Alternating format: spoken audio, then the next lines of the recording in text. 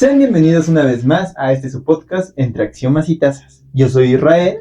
Yo soy Bruno. Y el tema de hoy van a ser los fractales. Y no solo cualquier fractal, sino fractales y sus brócolis. Pero antes de hacer eso, nuestro amigo y compañero Bruno nos va a decir cuál es la respuesta del acertijo pasado. Pues bien, en el acertijo anterior teníamos a un oso que recorre 10 kilómetros al sur, 10 al este, después 10 al norte, para llegar al mismo punto de donde partió. ¿De qué color era el oso? Pues bueno, resulta que en el planeta hay un único lugar donde puedes ir 10 kilómetros al sur, ir hacia el este, otros 10 kilómetros, en este caso no importa si es hacia el este o el oeste, y al regresar los 10 kilómetros al norte, se llega al mismo lugar. Y este es el polo norte. Porque, pues bueno, son cosas de la geometría esférica. Lo cual hace que el paralelo, pues, quede cancelado. Ajá. Una vez que bajas y subes. No importando, pues. Sí, o sea, más bien si estás en el norte, justo estás en el punto de la esfera. Si bajas, te mueves y subes, pues sigues estando arriba en el punto más alto de la esfera. Entonces justo solo existe un único punto. Todo gracias a que en la geometría esférica existe más de una paralela. No existen paralelos. No existen paralelos. Pero, ¿cuál es el sí, color del oso? Pues es blanco, ya que solo hay osos polares en el polo. No hay otro tipo de oso, entonces es blanco, sin ninguna duda. Bueno, lo vemos blanco, pero un dato importante de los osos polares es que su pelo es transparente en realidad. Ajá. Okay. Bueno, su pelaje es transparente. Está muy gracioso porque en realidad, por eso cuando vemos que pues, un oso se va como hacia terreno menos polar, o sea, cuando ya se está moviendo de su hogar, de su hábitat, como que parece sucio, deslavado, como que se ve raro. Y no es que se haya ensuciado, en realidad es que su pelaje transparente refleja la luz y por eso se ve blanco, además de la nieve. Y algo curioso es de que en realidad la piel del oso polar es totalmente negra para absorber más la luz. El calor, ¿no? Ajá, bueno, el calor de la luz. Como le llega muy poca luz en ciertas temporadas, como que ahí viene y va y viene.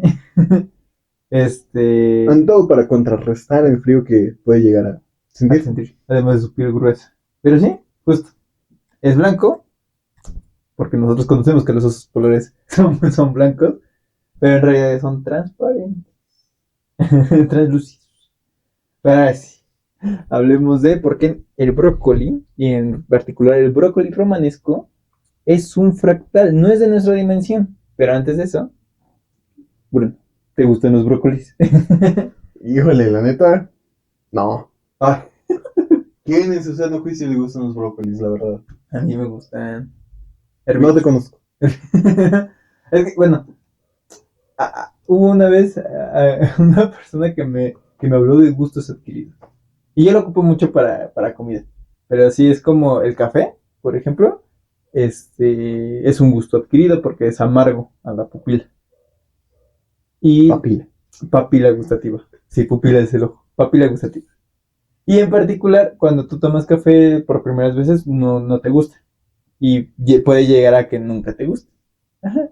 Pero lo importante es de que conforme más estés como en esa experiencia del café, puede llegar a pasar que se vuelva un gusto adquirido, porque con el tiempo se te vas a acostumbrar un poquito más y lo vas a tomar y tomar y ahí te puedes llevar ya el gusto.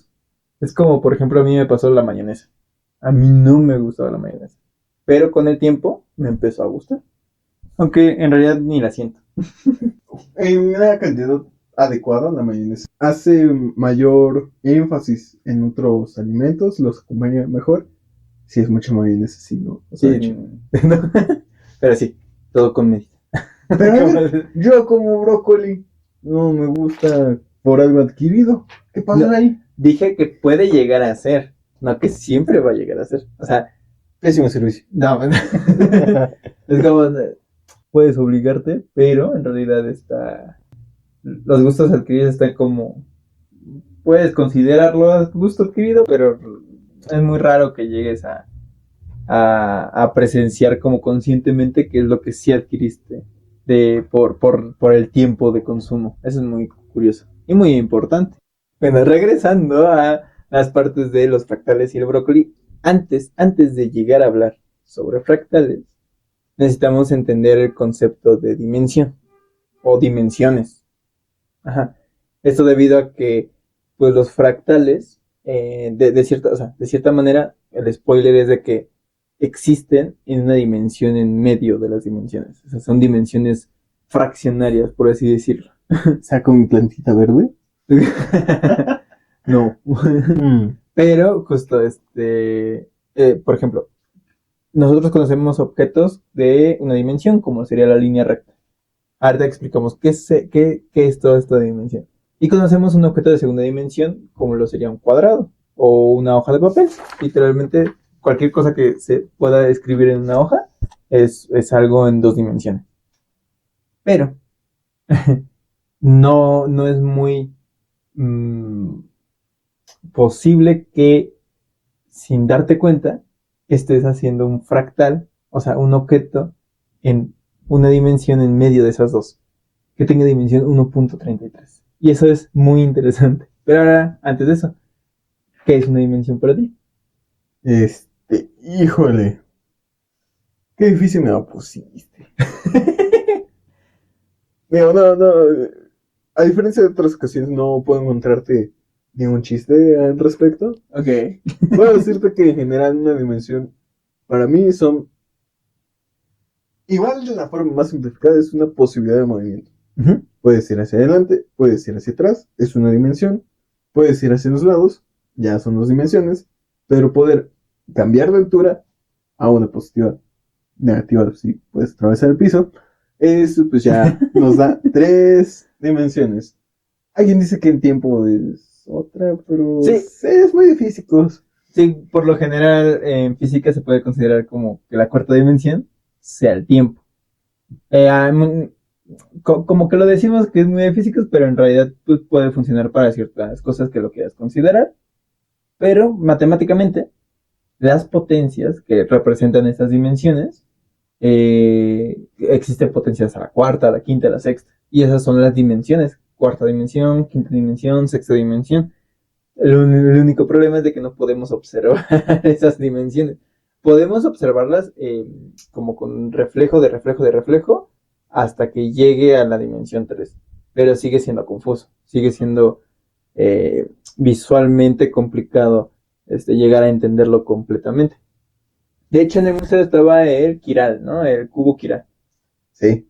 Y pese a que estaba como la sombra en 3 dimensiones, seguía medio difícil de seguir. No era como lo más sencillo del mundo. Y más que nada porque, ahora sí, vamos a... Tú lo consideras en movimientos. Pero, por ejemplo, ¿qué significa que sea dimensión 0? Es de que no tengas movimientos. Pero vamos a decir por qué. Si tú eres un punto dentro de otro punto, no te vas a poder mover. Eso es 0 momentos. Si eres un punto dentro de una línea recta, como lo decías de adelante y atrás, pues solo te puedes mover hacia los lados. Y es un movimiento. En 2 movimientos sería como el plano cartesiano que ya empiezan a enseñar en secundaria. Que pues puedes moverte hacia arriba, hacia abajo, primaria, derecha, izquierda. Depende. Bueno, si ustedes lo vieron desde tiempo más atrás, está muy bien. Pero el chiste es de que te puedes mover hacia arriba, abajo, derecha, izquierda. Y la otra cosa es la profundidad, que sería la tercera dimensión. Difícilmente, si en secundaria te enseñan eso. A lo mejor sí. No me acuerdo. No lo recuerdo, ¿eh? Pero la cosa es que si ya llegaron a entender la segunda dimensión en el plano cartesiano, no se les va a hacer complicado entender la tercera dimensión porque sí es muy visible. Y además, nosotros somos seres en tercera dimensión, tenemos esos 3 movimientos. No obstante, las dimensiones se pueden considerar de acuerdo a otros aspectos. Por ejemplo, una longitud, área, volumen. que para los fractales es lo que nos va a servir un poquito más. Entender las dimensiones como este espacio que ocupa. Si un punto no va a ocupar espacio, o sea, es aquello que no tiene partes, según Euclides, ¿no? Ok. Una línea recta lo que va a tener es longitud, se puede medir la distancia. Un cuadrado o el plano cartesiano lo que va a tener es un área, o sea, puedes comprender un área dentro de una curva, de entre lados, ¿no? Como un polígono. Ujú. Y la tercera dimensión podría ser el volumen, sacar el volumen. Pero, de nuevo, la cuarta dimensión podría ser más y quinta y sexta. Nosotros lo que necesitamos para entender todo el video de hoy, es estas tres dimensiones. La recta, bueno, cuatro. El punto, la recta, el cuadrado o el plano cartesiano y el volumen. O sea, la anchura. Uh-huh. Eso es muy importante. ¿Y para ti qué es un fractal, Bruno? Para mí, pues fractal, no sé, me suena una fractura, ¿no? Bueno, No, pero está mal dicho el término, ¿no? Ay, no me acuerdo. Según yo sí. fíjate que fractal viene del latín, en donde se referían a algo roto, a una fractura, no una fractura en el hueso, sino una fractura en un objeto. Pues sí, entonces. A ver, sí, correcto. Pero seguramente no querías esa respuesta. Oh, bueno, no venimos a eso. ¿De qué forma más? Pues más bien, yo tengo una manera de ver a los fractales por ciertas características. Ahorita se las platico, pero en particular tiene una que se debería de repetir siempre. Y es la autosimilitud. Que auto y similitud es como de, se tiene que parecer, prácticamente. Esa es la terminología. Se debe de parecer Así mismo. a sí mismo. Y para entender este concepto, pensemos en lo siguiente. Si tomáramos una captura, como estamos aquí, a esta habitación, nosotros podríamos hacerle zoom a cada parte del cuadro y ver cosas diferentes. Por ejemplo, si lo pausáramos, hiciéramos zoom, por ejemplo, al oso, podríamos ver el oso. Y las enciclopedias que están ahí. Si pausamos y le hacemos zoom como un poquito más hacia Bruno, podremos ver ya sea su sombrero, ya sea la taza o cositas que tenga ahí cerca. Si se dan cuenta, en ese zoom, aunque sean en diferentes partes, estamos viendo dos cosas diferentes. Estamos viendo cosas distintas, no estamos viendo la misma habitación, estamos viendo algo en particular. No se repite la habitación. Pero en un fractal, ese zoom, cuando lo haces en la parte que sí es fractal, por ejemplo, en algo de dos dimensiones, como lo sería este cuadro, cuando le haces zoom, lo que tendrías que hacer es ver exactamente la misma pieza. Lo mismo, lo mismo. Y eso me recuerda un poco al conjunto de Mandelbrot, que ahorita Bruno nos va a contar quién es y cómo lo es. Bueno, primero me gustaría aclarar que Ujú. además de que un fractal debe de ser autorreplicante, también debe de ser infinito. Ah, sí, totalmente. Y pues bueno, además hay otro término un poquito particular, pero ya hablaremos de ello. Se trata de una desigualdad de algunas ideas. Ujú. Digo, usualmente un cuadro o una línea tienen sentido porque pues es una línea y ocupa el espacio de una línea. Ujú. Pero aquí los fractales rompen un poco con esa idea. Ajá. Es contraintuitivo. Entonces, Ahora bien, justo eso lo dejamos al final. sí, Mandelbrot. A él se le considera como uno de los descubridores de los fractales, no como que lo haya descubierto, sino que formalizó el concepto. Esto gracias a la intervención de computadoras. Y el uso, ajá. Justamente, al momento de que uno mete una fórmula en una computadora, se obtiene en resultado la imagen mucho más sencilla que si uno va punto por punto. Y en este caso, pues Sí. como son muchos puntos a evaluar, pues sería una pérdida de tiempo. Pero las computadoras llegaron a la salvación. Pero eso no lo creyó Mandelbrot al inicio. ¿Por qué? Porque metió una fórmula que desarrolló con los números complejos. Ujú. Es complejo hacer su gráfica. Pero la computadora le arrojó algo que se veía bien raro. Parecía que se rompió un programa. Les dejamos la imagen en pantalla. Pero resulta que pues no estaba mal el programa, la gráfica estaba bien, lo que había resultado era un fractal. Ya de ahí Mandelbrot lo estudió un poco más y esto nos dio pues la formalización allá por 1970, hace más de 50 y tantos años. 56 prácticamente a la actualidad. Ajá. Ajá. Pues sí, mínimo 50 años. Ya merece jubila. Hace medio siglo, no manches, sí. Pero lo curioso de esto es de que un siglo antes de eso, Weierstrass, un sujeto que hizo una función muy contraintuitiva también, hizo una función, digo, usualmente las funciones son una línea recta, una curva, algo bonito. Él dijo, Nel, vamos a hacer una que vaya haciendo un montón de piquitos, cada uno inmediatamente al lado. A esto se le llamó un protofractal, lo cual, pues, digo, no se le llamó en su momento, solo Sí. ya en retrospectiva, ya como dijeron, ay, me recuerda esto. Yo tengo algo como un poquito más técnico, pero pues para matemáticos o cualquier persona que haya estudiado un poquito más en cálculo, más metido, justo esa función es eh, continua en todas partes, pero no diferenciable. Me gusta más el nombre de no derivable, pero en efecto. No derivable. Es algo muy chido porque cuando te metes un poquito de cálculo ves la importancia de las derivadas, de las integrales y todo el show. Pero algo muy curioso es de que a veces te dicen como, pues claro, si es continua la función, que se refiere como en términos muy básicos, es de que tú no despegues cuando dibujas una línea, tú no despegues con lo que estás marcando, Ajá, no levantar el lápiz o la pluma. Ajá, o sea, agarrar el pizarrón y no levantarlo y luego volverlo a poner en cualquier otro punto, pues ahí ya tienes una función continua si no hiciste eso. Discontinua si Sí. te le falta un cacho. Además, bueno, si alguien tiene duda de funciones, ahí nos pueden dar un comentario y lo explicamos con más detalle en otra ocasión. Pero así en las funciones por lo general, cuando son continuas, tú le puedes sacar una derivada en algún punto para saber su pendiente, para saber máximos y mínimos, para saber muchas cosas. Pero cuando encuentras este ejemplo de Guayestras, es muy loco porque tú estás viendo como líneas rectas que van así subiendo, bajando, subiendo, bajando, subiendo, bajando, como piquitos.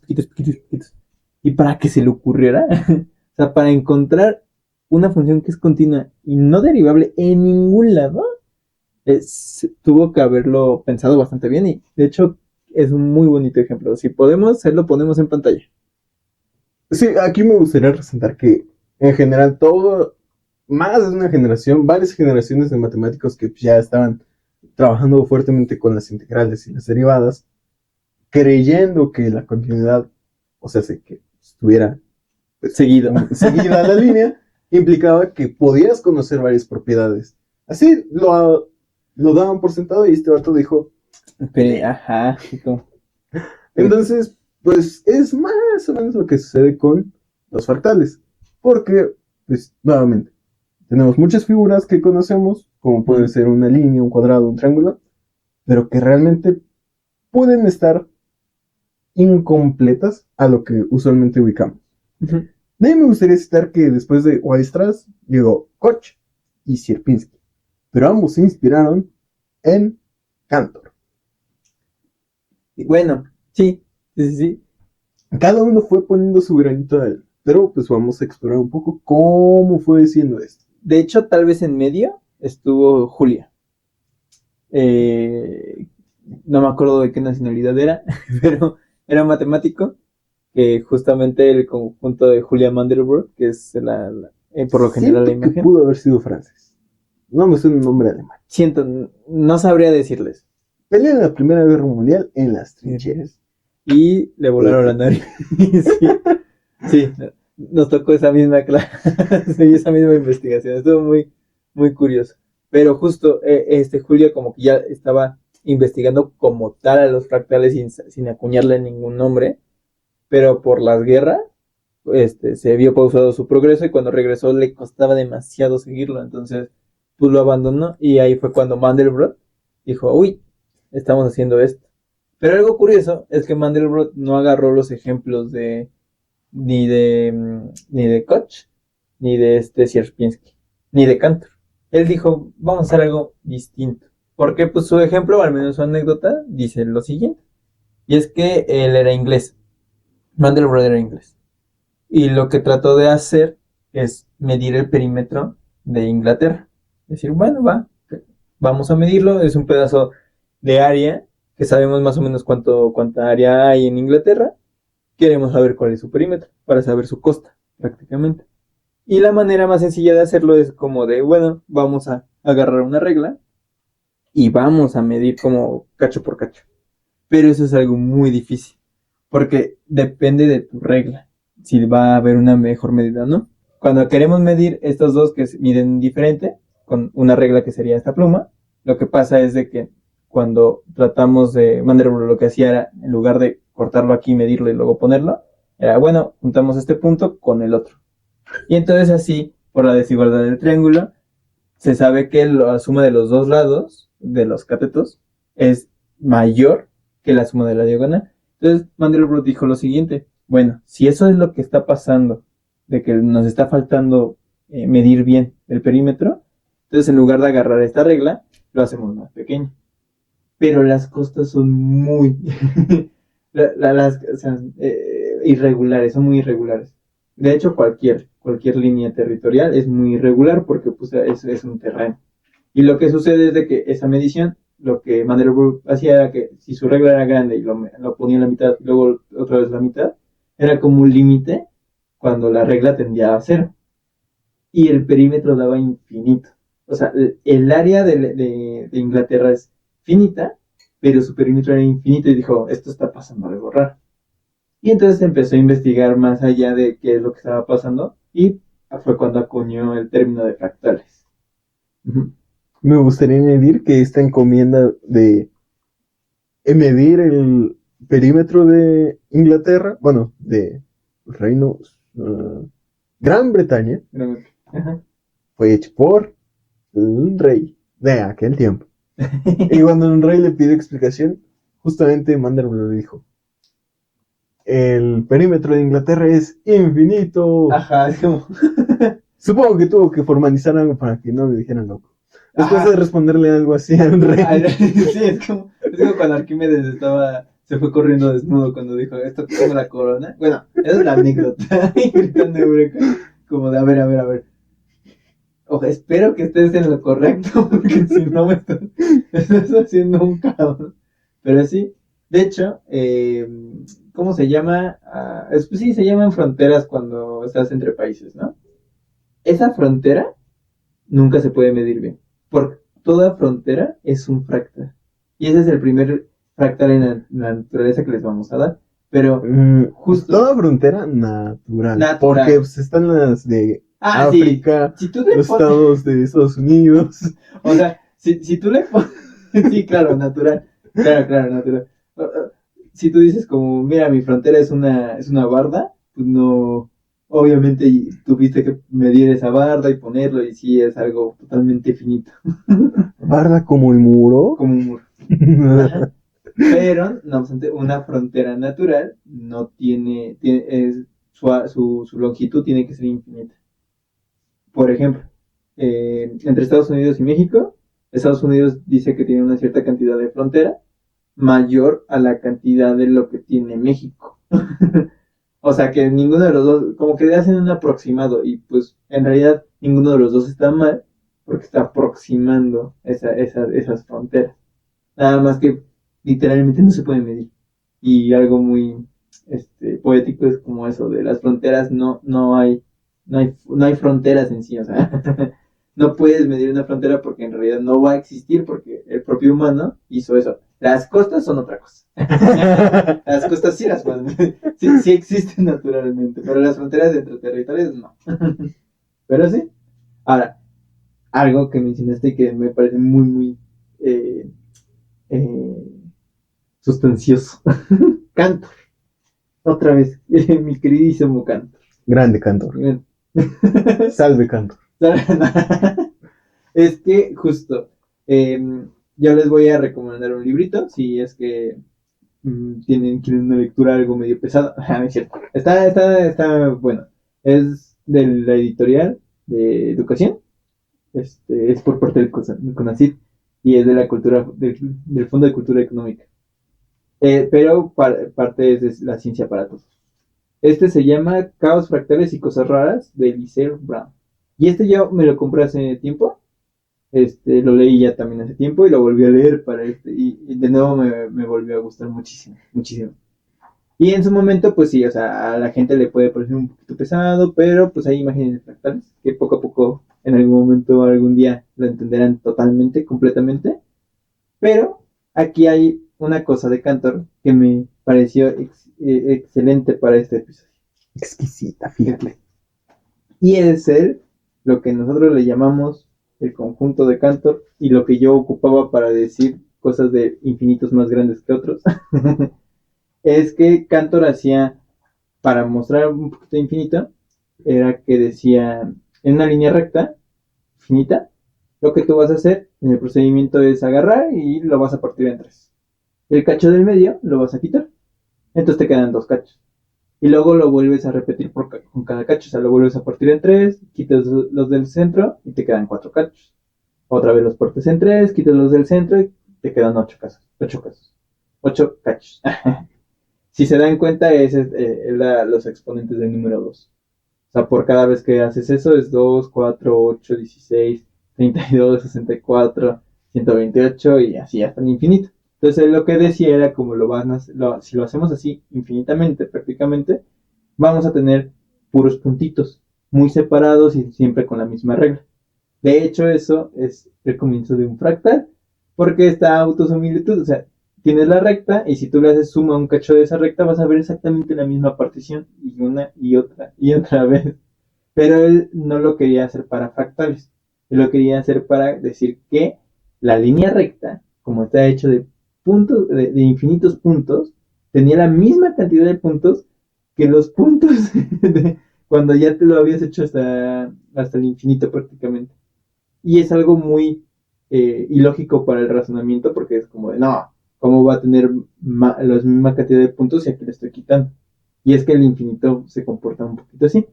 Más adelante hablaremos de los infinitos, pero lo importante es de que a este ejemplo se le conoce como el polvo de Cantor en el ámbito fractal. Y esto es porque al momento de quitarle el cacho, como quedan solo puntos, no tiene longitud, porque un punto es aquello que no tiene partes. Pero a pesar de que no tiene longitud, tiene infinitos puntos. Entonces, tiene longitud cero, pero infinitos puntos, pero no se puede considerar ni punto ni una recta completa. Entonces está en medio. Y esa es la dimensión entre el cero y el 1, o al menos un ejemplo de un fractal que está en esa parte en el centro. En realidad tiene 0.63 de dimensión. Entonces, no está ni en el 0 y está más cercano al 1, pero ni siquiera se le acerca al 1. Está bien curioso, ¿no? Pues sí, justamente este es el gran caso con el cual me gustaría iniciar esa parte de, es una línea, pero no es una línea como la conocemos. Sale de ese molde del cual se tenía la idea y pues es el inicio de una interesante historia. Sí, como dices, pero también pasan muchas cosas como que eso lo hizo Cantor, es un ejemplo de Cantor, pero él no lo vio como fractal, sino que fue hasta que ya se estaba formalizando y se tardó hasta 1970. Entonces estuvo curioso. Uh-huh. Sí, pues digo, no sabemos cuándo hizo esto Cantor, no sé, en el 900. Pues fue alrededor de 1900, más o menos. Porque a partir de 1875 ya estaba sacando la teoría de conjuntos o la teoría de infinitos y transfinitos y cositas así. Pero tuvo que hacer muchas correcciones, muchas discusiones, muchos debates entre científicos. Pasó un caos con las matemáticas. Pero pues alrededor de 1900 fue que tuvo que haber creado 10 años más, 10 años menos, 15 más. Ajá. Pero alrededor de 1900, no tan lejano. Uh-huh. Ok, pues. Ajá, otro ejemplo. ¿Tú sabrías un fractal que está entre la dimensión 1 y la dimensión 2? O sea, yo ya tenía una entre el 0 y el 1. que es el polvo de Cantor. Híjole, aquí me dejas otra vez bien difícil. Todo diferente para hacer un chiste. Sí, no, está muy complicado. Ya decir que nunca me presentaron sería mentir y sería, pues, quemar mucho el chiste, digamos. Digamos, totalmente. No, pues sí, aquí hay un triángulo que me parece muy, muy bonito. De hecho, se los presento. El, Lo ponemos en pantalla grande. el triángulo de Sierpinski me parece muy bonito porque son solo triángulos. Ajá. Pero se va autorreplicando mientras a mayor escala se haga y se vaya repitiendo. Es, por un lado, un mosaico Ajá. en un punto finito, claro. Ajá, con una figura regular, de triángulos. Sí.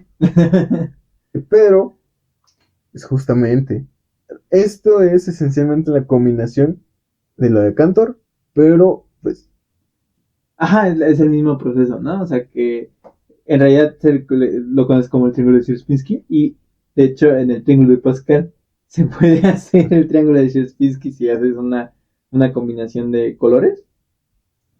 O una vez más, Pascal lo vamos a hacer para otro video porque sí, da para mucho. Tiene muchas cositas el triángulo de Pascal. Es muy bonito, pero ya no se me hace tan potente. Eso es una opinión para mí. Pero justo, es el mismo proceso de que el triángulo de Sierpinski que el polvo de Cantor. O sea, le podríamos llamar incluso el polvo de Sierpinski. Porque tienes el triángulo. Y el triángulo lo divides en 4 triángulos regulares. Y uniendo la mitad de sus lados. ajá, de hecho, eso lo convertiría en. Ah, no, te iba a decir en equiláteros todos, pero si tu triángulo es isósceles, entonces estás haciendo isósceles todos. Pero entonces, tu triángulo lo estás repitiendo a escala 4 veces adentro del triángulo. Y lo que haces, Cantor lo que hacía era quitarle el medio, pues Sierpinski también quitarle el medio. Y entonces solo deja 3. Y vuelve a repetir el proceso con esos 3. Los divide en 4, le quita el del centro y así una y otra vez, haciendo un triángulo de Sierpinski que, curiosamente, tiene área 0, pero perímetro infinito. Está hermosísimo eso. Es algo que genera una cuestión de también otra característica de los fractales. Que cuando hablamos con las dimensiones estando en áreas, volúmenes y longitud, está pasando cosas raras ahí, o sea, como que no se iguala algo. Y ahí hablamos de lo que dijiste, que son infinitos en un punto. Ujú, totalmente. Digo, en el caso de Sierpinski, pues ya no es un solo punto, sino que es la siguiente escala. Ajá, este triángulo está como en el 1.63, digamos, pero está entre el 1 y el 2. Ujú, totalmente. Y lo más divertido es que después de cierto tiempo llegó otro sujeto que dijo, ah, fíjate, Y si lo hacemos en la otra. Si ahora lo hacemos. justamente fue Menger, Ajá. el cual agarró y dijo, pues ¿por qué tienen que ser solo pues, una figura plana? ¿Por qué no lo hacemos también arriba? Ajá, en 3 dimensiones. Y de ahí sucede más o menos lo mismo.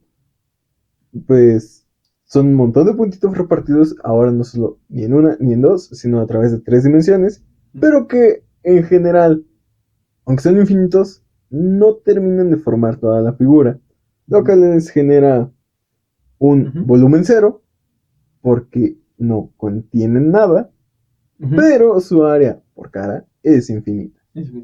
Justo, es esta dualidad, ¿no? En el primer ejemplo del polvo de Cantor nos dice que la longitud es 0, pero puntos infinitos. En el segundo del triángulo de Sierpinski es área 0, pero perímetro infinito. Y en la esponja de Menger, que se puede ver de 2 formas, con triángulos o con un cuadrado, que es más sencillo el cuadrado, tiene volumen 0 y área infinita. Entonces tienen como ya tienen un patrón, ¿no? De cómo se están comportando, al menos este tipo de figuras. Lo podríamos hacer ahora entre 3 y 4 dimensiones con tetraedros así enormes, pero es muy difícil observarlo. O sea, es muy bonito. Si pueden, dense una vuelta por internet, búsquenlo, y les va a parecer muy atractivo. Pero en realidad, con que vean la esponja de Menger, está muy bonita. O sea, esa ya es una delicia visualmente al ver. Pero sí, en este caso, para que se den una idea de la esponja de Menger, además de que se lo ponemos en pantalla, piensen en un cubo como si fuera el cubo Rubik. Ven que está separado en cubos, en caras cuadradas. Pues, de nuevo, quitamos los del centro. Entonces, que parece como que está hueco del centro y otra vez a cada cubo lo volvemos a perforar por los centros y se los quitamos. Y así una y otra vez. Entonces es como una esponja que se va haciendo cubitos, cubitos, cubitos, cubitos, cubitos. Y eso hace que tenga, pues sí, área infinita, pero volumen cero. Uh-huh. Totalmente. Ahora, hay dos cosas que me parecen interesantes. Uh-huh. La primera sería, ¿esta acaso es la única forma en la que nos podemos encontrar un fractal? Oh. A ver, ¿por qué no? No sé, digo. A ver, ¿tú cómo dirías otro fractal? Pues es de que justamente existió el buen Koch. Ay, sí, cierto, sí, justo, se me olvidaba a mí. A ti no. se me olvidaba Koch en una figura de 2 dimensiones. Coméntalo. Yo lo pongo en el libro. Está aquí. Ok, Koch lo que hizo fue, agarras, en este caso es un triángulo, a mí me gustaría enfocarme en una línea, en esta línea. Así como Cantor agarró y quitó la intersección en medio, este bro dijo, vamos a hacer un triángulo en ese cachito del medio. Y después dijo, pues va, en cada línea recta vamos a repetir en proceso. Y después a repetir. Entonces, en solo 1, 2, 3, 4 iteraciones del fractal, ya tiene un montón de lados. Y además se va replicando cada parte. Se lo ponemos en grande en pantalla para que lo vean bien. Aquí, pues bueno, me gustaría comentar, de hecho, citar un bonito meme, porque en general, pues, cada ocasión en la que se va repitiendo esta iteración, la línea crece y crece. Pero la cantidad de área que va cubriendo se mantiene muy similar. Claro, cada vez que aumenta otro triangulito, el área aumenta. Pero aumenta mucho menos que el perímetro. Lo cual, una vez que se repite infinitas veces este proceso, el perímetro es infinito, pero el área es finita. Y esto no tiende a suceder con todos los demás objetos geométricos que conocemos. Un cuadrado tiene un perímetro finito, área finita. En círculo, en rectángulo, cualquier figura no tiene estas particularidades, características tan particulares. Ajá. Aunque ahora me gustaría preguntarte. No, bueno, pues ya no tiene sentido. Una línea recta es algo que se va repitiendo infinitamente, pero es fractal. Ajá, bueno, como que no tiene sentido, sí tiene sentido. Pues o sea, que ya se explicó. Bueno, justamente lo que necesita es como que tenga, o sea, justo, se explicó porque Bruno dice que tiene que tener como estas características de, o algo tiene que ser infinito. O sea, una particularidad de la figura tiene que ser infinita. No puede ser finito todo. Justo los fractales son infinitos. Y se pueden hacer casos finitos cuando lo cortas. O sea, cuando dices, ya, que el proceso no siga. Y lo puedes observar, pero sigue siendo un fractal. En caso de la línea, lo que sucede es de que la longitud justo es, tiene una medida, y cuando le haces zoom vas a ver exactamente la misma, pero pues la longitud sigue siendo también finita, la puedes calcular ahí. Entonces, a pesar de que se está repitiendo, como ese zoom de la cámara, no es un fractal, una línea recta, no lo va a hacer porque siempre su longitud es finita. Y es algo que creo que nos querías mencionar cuando... Ah, lo tienes acá. Ajá. Justo. Las características formales de un fractal son principalmente que es autorreplicante, infinito, pero también hay algo llamado la dimensión Hausdorff-Weisskopf. Se lo ponemos en pantalla porque si está curioso. Un reto para ustedes es que lo puedan decir 3 veces seguidas, sí. Yo ya perdí ese reto, la verdad. Sí, está complicado decirlo. Y pues bueno, la propiedad es que esta dimensión, que mide ciertas cosas de una figura es mayor y no igual que la dimensión topológica. Ambas miden cosas muy profundas que no vamos a tratar de explicarles, Sí, no. pero pues en general va un poco por esa idea. No obstante, hay videos de YouTube. Matt Smite, y no me acuerdo que otros youtubers que se dedican como a hacer la programación de eso. Sí, más o menos lo tratan de explicar, pero también es un poco técnico. Entonces, pese a que se pueda, que lo puedan buscar, si lo pueden buscar, adelante. O sea, es bueno para ustedes saber como todo eso, investigar todo lo que puedan, pero va a ser complicado. Estos sí son matemáticas un poco duras, un poco profundas en el sentido técnico. Sí, siendo sincero, pues me atrevería a decir que es algo que buscamos evitar en este proyecto para que no sea tan complicado de Ajá. entender. Pero sí les puedo decir más o menos que una línea recta, un cuadrado, un círculo, un cubo, en general tienden a tener igualdad en esas dimensiones, Uh-huh. porque es lo común. En ese caso, los fractales son el caso especial. A ver, reto para ti. Un fractal en la naturaleza. Además del brócoli romanesco. Uno que te imagines así, así. El que Híjole. sea, del que tú sepas y que digas, este es un gran ejemplo. Aquí me gustaría aclarar un pequeño detalle.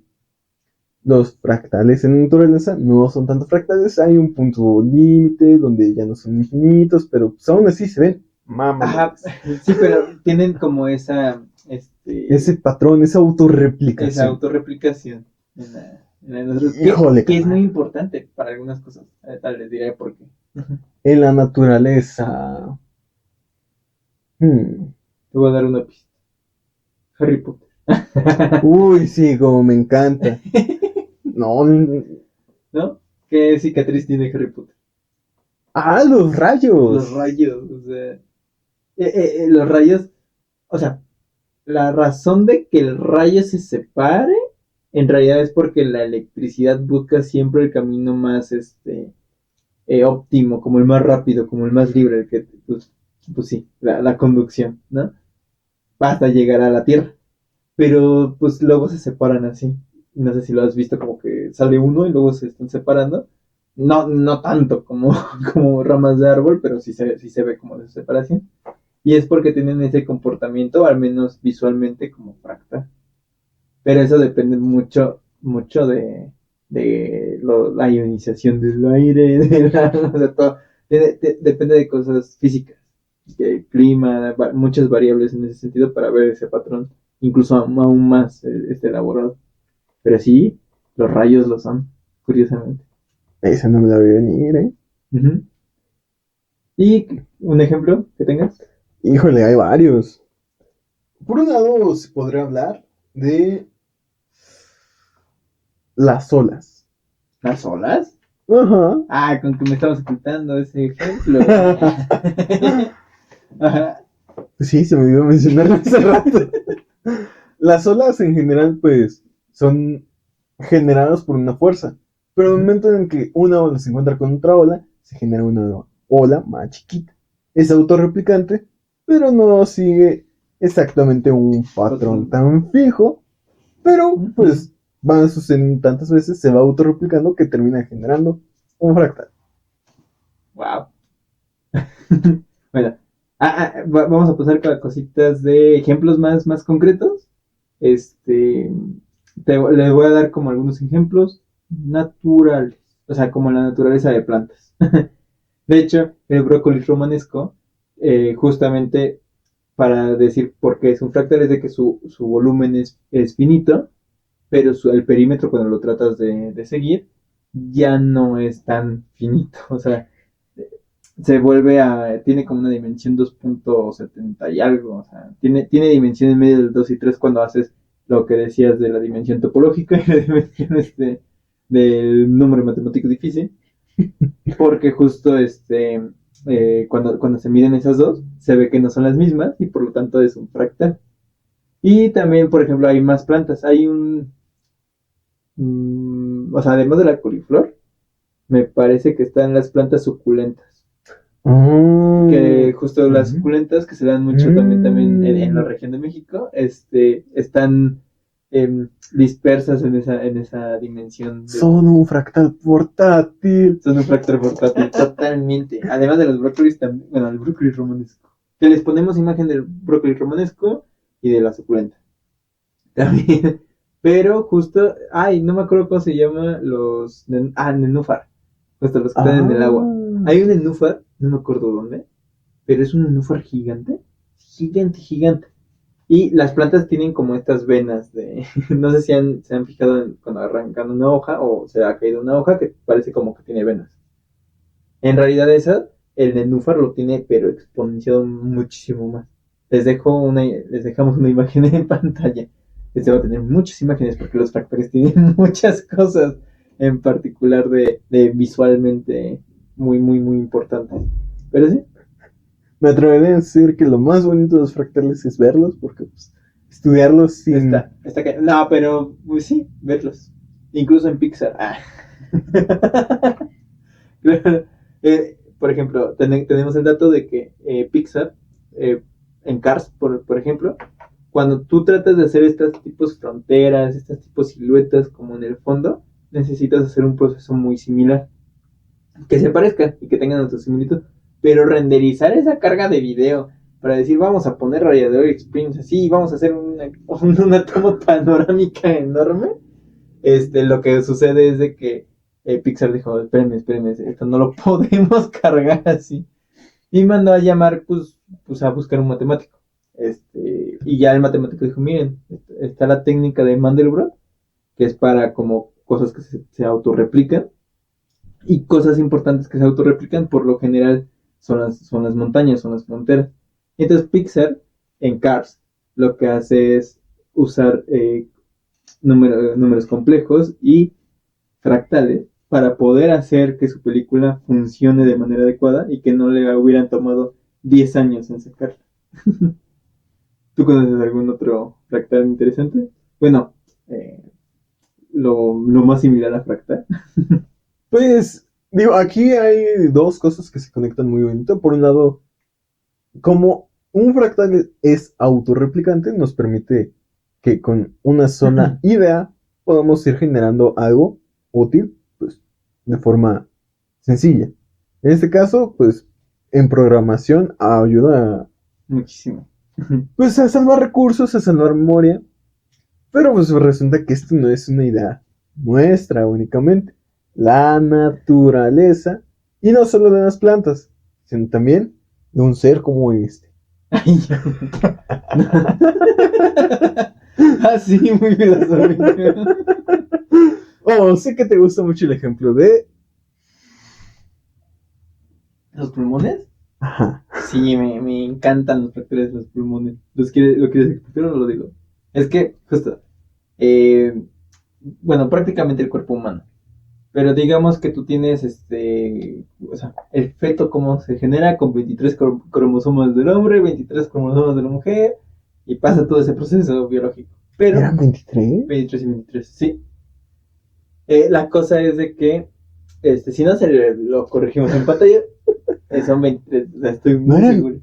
Entonces, el cuerpo humano, para poder generar de como todos los órganos, necesita como un código, como si fuera una programación.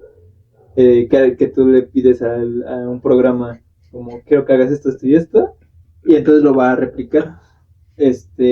Parte importante de esto es de que en el ADN te está como codificada esa información y cómo se genera para cambios y demás. Pero además tiene cosas para tener como ocupar menos espacio, menos volumen y optimizar como cositas y órganos. En particular están los pulmones, que lo que pasa es de que si tú pudieras como sacar los pulmones de alguien y extenderlos así completamente, miden muchísimo más que incluso la persona. Por ejemplo, el cerebro, en el Museo Universum de las Ciencias, acá en la Ciudad de México, de la UNAM, justamente en la sala de cerebro, tenían un cerebro, una persona, que le podía sacar, jalar como masa gris. La masa gris, ajá, exacto. De hecho, para que la masa gris y la masa rosa. Para que el cerebro pueda estar como con esos pliegues, significa que como que esos pliegues tienen que estar bien acomodaditos y entonces ocupan más espacio y tiene esa facilidad de fractales, de que tiene una autosimilitud fractal, que se replica para que en lugar de ocupar 10 metros, pueda estar en un cráneo sin molestar. Otra cosa podría ser, por ejemplo, las venas. Y las venas es un ejemplo buenísimo, buenísimo. Porque si ustedes cuánto dirían, y eso les dejo unos segundos en los comentarios para que lo puedan responder, que si ustedes ponen cada vena, cada arteria, cada cosa que lleva sangre de su cuerpo, todo el sistema de la sangre, una tras otra, ¿cuánto crees que medirían? ¿Y cuánto ustedes creen que podrían medir? O sea, podrían decir, no sé, un estadio de fútbol, 20 aviones de carga, no sé, lo que sea. ¿Qué somos? ¿Estadounidenses para no ocupar el sistema métrico? Pero sí podrían decir como, no sé, 10.000 metros, 100.000 metros, o sea, podrían decir eso, pero aquí les dejo 5 segundos para que puedan contestarlo sin spoilers. Y es que, si no importa la persona, si una persona pudiéramos agarrar cada vena, cada arteria y lo ponemos en fila, daría 2 vueltas o casi 2 vueltas alrededor del mundo. Y eso es extremadamente largo en un solo cuerpo. O sea, es muy, muy importante esta autorreplicación en las venas para que llegue a cada parte de nuestro cuerpo. Y aún así, este, medir tanto en algo que tiene volumen finito. Lo mide demasiado esas líneas. Está muy, muy cañón. Y eso es muy, muy bonito. También está la parte de, por ejemplo, los intestinos. Me parece que es el intestino grueso, que lo puedes alargar. Y, Pues los dos. bueno, pero más, creo que el más largo es el grueso. No, el delgado. ¿Es el delgado? Bueno, el delgado. Lo puedes hacer como, está aquí, lo sacas y si lo extiendes, muchos metros cuadrados. Va a sacar metros cuadrados. Metros. Bueno. No tantos, o sea, no va a llegar a 100 metros cuadrados, va a llegar a, ¿qué? Les ponemos el número, pero creo no, que 9. Ajá, aproximadamente, ¿no? Pues yo solo mido 2. No, 1,70. Todo. Ojalá. Pero sí, los fractales están en muchos lados. Y algo muy importante, también está en Cars. Pixar. Piensen en los árboles. Cuando alguien tuviera que dibujar árboles, tendría que tener como este patrón de cómo se ven, de las ramificaciones y todo el show. Pero si tú vas a hacer muchos árboles, en realidad te sirven muchísimo los fractales porque ya tienes una regla que se va a replicar y que va a ser un poquito distinto de los demás de esta separación. Entonces, los fractales están en muchos, pero muchos lados. Me gustaría añadir otro ejemplo. De hecho, pues, espero no tengas problema, recuperar ejemplos los que mencionamos al inicio. Por un lado, este dichoso triángulo de Sierpinski, convertido en una esponja, ahora sería más o menos una pirámide, resulta que es una forma de una proteína generada por una bacteria. Sí, ajá. La verdad, según lo que investigan, es una bacteria muy, muy particular. Y pues obviamente su producto, la proteína con esta forma, también bastante particular. Esto solo se pudo ver a través de un microscopio muy, muy avanzado. Pero hay otro caso. Digo, ya hablamos de nuestro cuerpo, de las plantas, de algo microscópico. De podemos... los rayos, las costas. Para que el resumen. No, ese que queda otro. Los anillos de Saturno. Aquel objeto tan bonito. Ojalá puedan ir puedan verlo en persona. A visitarlo. Ojalá. Googleenlo. Digo, alguna vez en un telescopio vi a Saturno, esos anillos. Bonito. No en las fotos, no le llega como se veía en ese telescopio. Era bellísimo. Sí, me imagino. Y resulta que la disposición de sus anillos es fractal. ¿En serio? Pero además tiene una disposición similar a la del conjunto de Cantor. O sea, que cada una de las piedritas que conforman el anillo nos termina generando, pues... ¿El polvo? Ajá. Termina siendo al estilo de con una separación muy al estilo del conjunto de Cantor. Así que, grande Cantor. Y tú me estabas comentando de la música, pero ya no entendí por qué. Pues bueno, a la música, según el tipo de composición que se tenga, se platica mucho, por ejemplo, la composición para orquestas, donde hay mucha rítmica, hay varios segmentos donde se va a ir repitiendo algo, se va a ir autorreplicando a través de los ritmos. Ok, ya lo entendí. Digo, pues la música no es tan visual como estos ejemplos, tampoco... A mí me gusta más pensar en la música en el sistema caótico. O sea, por ejemplo, el corazón, los asteroides, por ejemplo, en el cinturón de Orión, en el cinturón de Orión, en el cinturón de asteroides del sistema solar, es que siempre me recuerdo del cinturón de Orión por la constelación, pero olvidemos eso. La cosa es de que justo me gusta más pensarlo en el caos la música, porque tienen estos límites de visualización entiendo, o sea, o es muy, muy, muy complicada, o es muy, muy, muy básica y entonces estás en el centro. Entonces hay líneas de que estás como tranquilo y luego líneas de caos. Y eso es muy interesante. Lo vamos a platicar en algún otro episodio porque el caos da para mucho. Por si acaso, les encargo a ustedes y te encargo a ti que vean el efecto mariposa, la película. Es un poco rara, un poco traumática, pero aún así veanlo, está interesante la explicación del efecto mariposa. Pero para no hacer muchísimo más largo este tema, vamos a englobar esto. Y es que los fractales, lo que podemos ver es de que tienen como estas secuencias en la naturaleza, que están en nuestro cuerpo, que están ahí presentes y que pueden ser utilizadas para beneficio de nosotros. Y algo muy importante es de que, por ejemplo, Galileo Galilei había dicho que, o se dice, la frase más famosa de él, es que las matemáticas son el lenguaje con el que está escrito el universo. Y yo quisiera, cambiar un poquito esa frase. Y es que en realidad las matemáticas no es el lenguaje en que está escrito el universo. Eso sería muy prepotente de las matemáticas. Pero lo que sí es posible es que las matemáticas es el lenguaje con el que entendemos el universo, con el que podemos leer al universo. Porque justo, hasta que no se agarraron los fractales y empezamos a ver esto, también no se puede empezar a programar incluso. Y programar una simulación de otro mundo, por ejemplo, interno. Y eso es prácticamente hacer tu propio universito con matemáticas. Y es que justo, no, para mí no me parece que sea el lenguaje con el que está escrito, sino con el lenguaje con el que lo podemos entender. Es como cuando lo traduces. Es el diccionario, prácticamente. Y para no alargarlo mucho más, vamos a hacer el acertijo de la semana. ¿Quieres tú o yo?